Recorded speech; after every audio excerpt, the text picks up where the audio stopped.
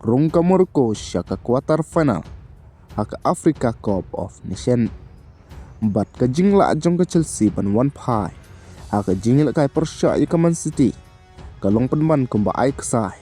nenang yarap shu iya ka Arsenal banang jan shu bat ban yo ban khur iya ka trofi haka Premier League. Tengok dan sob hai pigi perlok siya ka channel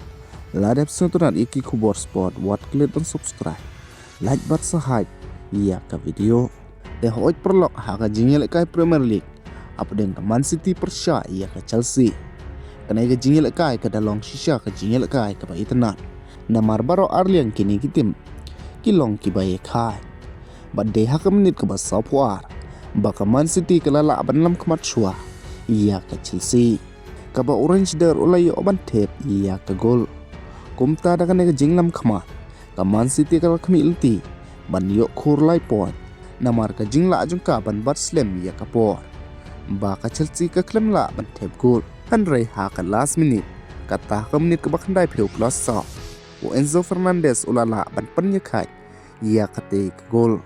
kabal pelong ia ke Man City ban drop R point bat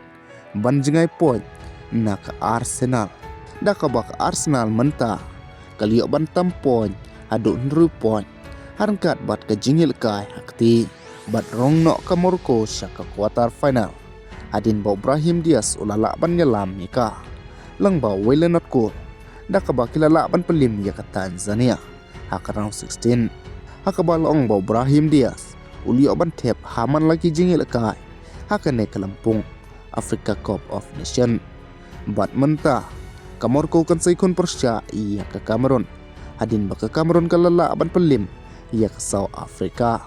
lang ba ar lewi gol